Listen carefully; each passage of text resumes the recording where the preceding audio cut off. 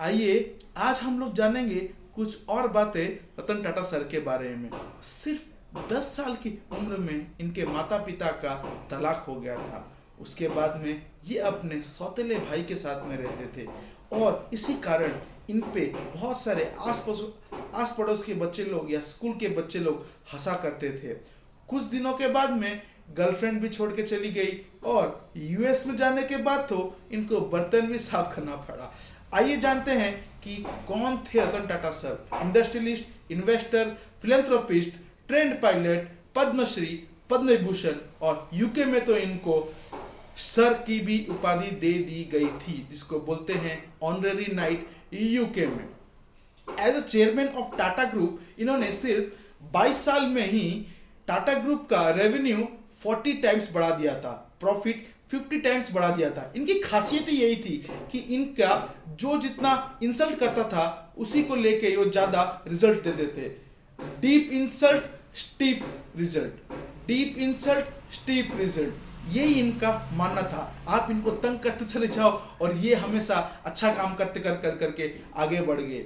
आपको ये पता है हमारे भारत में या आप वर्ल्ड में भी ले सकते हो 90% ओवरऑल जो स्टार्टअप कंपनियां होती हैं वो केवल 5 साल चल पाती हैं और बाकी 5% स्टार्टअप कंपनियां 5 साल चल पाती है और उसमें हटा देंगे तो 0.01% कंपनियां 100 साल के ऊपर चलती हैं, जिसमें आता है टाटा ग्रुप का नाम। 150 साल से चली आ रही है, 150 साल से। आपको ये पता है टाटा ग्रुप की सिर्फ अकेली कंपनी टीसीएस का मार्केट कैपिटलाइजेशन एक तरफ और पाकिस्तान का स्टॉक एक्सचेंज का मार्केट कैपिटलाइजेशन एक तरफ। दोबारा बोलता हूं, टीसीएस का अकेले का मार्केट कैपिटलाइजेशन एक तरफ और पाकिस्तान स्टॉक एक्सचेंज का मार्केट कैपिटलाइजेशन एक तरफ।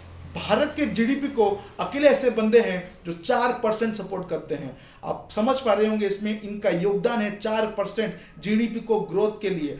अकेले 50,000 करोड़ का टैक्स देते हैं।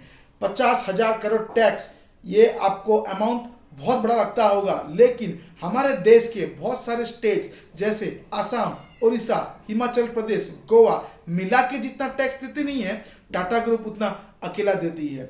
हमारे आज के बहुत सारे सुविधाओं में से टाटा ग्रुप का बहुत बड़ा योगदान है। 28 दिसंबर 1937 में रतन टाटा सर का जन्म हुआ था। बहुत ही कम उम्र में ही 10 साल के थे जब उनके माता पिताजी का तलाक हो गया था। फिर वो अपने दादी जी नाओजी भाई टाटा के साथ में रहते थे। 1962 में जब वो यूएस से इंडिया आए तो उनकी पहली जॉब लगी टाटा स्टील में। उनकी खासियत ये थी कि वो वर्कर्स के साथ में बैठते थे, खाते थे, सोते थे। जहां पर नीचे बैठ के खाना होता था वो नीचे बैठ के खाना खाते थे। अगर कैफेटेरिया में लाइन लगी हो तो लाइन में लगते थे। ये खासियत थी इनकी। और as a chairman of Tata group इन्होंने टीसीएस को पब्लिक लेके आए और टाटा मोटर्स को तो न्यूयॉर्क स्टॉक एक्सचेंज में जाके लिस्ट कर आए। उनका बोलना था कि इंटरनेशनल पावर और रिकग्निशन मिलना बहुत जरूरी है। उसके बाद में बहुत सारे इंटरनेशनल कंपनी, टेटली, डाइवू जो कि group of commercial vehicles, Corus group of steel companies और फिर जगुआर लैंड रोवर की कहानी तो आपको पता ही होगी। ये कहानी सब लोगों ने सुनी होगी, लेकिन फिर से मैं दोहराऊंगा। जो है उनके मालिक थे, फोर्ड के मालिक थे, बिल फोर्ड ने एक बार रतन टाटा सर का यह कह के बेइज्जती कर दी थी कि हम आपकी कंपनी खरीद रहे हैं इसलिए हम आप पे एहसान कर रहे हैं। क्या हुआ था, रतन टाटा सर बिल फोर्ड के पास गए थे अपनी कंपनी सेल करने के लिए, लेकिन वहां पर उनको ये बोलकर उनका इंसल्ट कर दिया कि हम आपकी कंपनी खरीद रहे हैं इसलिए हम आप पे एहसान कर रहे हैं। ये सुन के रतन टाटा सर ने वो कंपनी सेल नहीं की और उसी के कारण कुछ सालों के बाद में बिल फोर्ड खुद रतन टाटा सर के पास में आए और बोला कि हमको माफ कर दीजिए, जो हमसे गलती हुई उसको आप याद मत रखिए और आप अब हमारी कंपनी खरीद के हम पे एहसान कीजिए। मतलब आप सोच सकते हैं रतन टाटा सर का क्या एक लाइफस्टाइल है और उनका क्या मतलब वो क्या क्या सोचते हैं बिजनेस के बारे में। उनके कुछ उसूल थे बिजनेस करने के।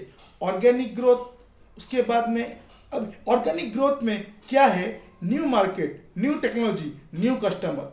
मतलब क्या है, ऐसा करते रहो कि आप ढूंढते रहिए कि मार्केट में नया क्या है, मार्केट में नया टेक्नोलॉजी क्या है, नए कस्टमर्स हम लोग कैसे लाएंगे। उसके बाद में इनऑर्गेनिक ग्रोथ, मतलब जो बिजनेस है ऑलरेडी है, कोई अगर नहीं चला पा रहा है तो हम उसको एक्वाइशन कर देंगे, या किसी छोटे कंपनी को खरीद लेंगे, या किसी बड़े कंपनी को खरीद लेंगे, या किसी के साथ में जॉइंट वेंचर कर देंगे।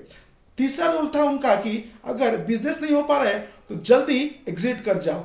जैसे कि उन्होंने वहां पर बहुत सारी कोशिश की थी, कॉस्मेटिक, पेंट्स, सीमेंट, इस टाइप की बहुत सारी कंपनी में उन्होंने अपना पैसा लगाया था, लेकिन कुछ कारण से उनका वो कंपनी चल नहीं पाया था।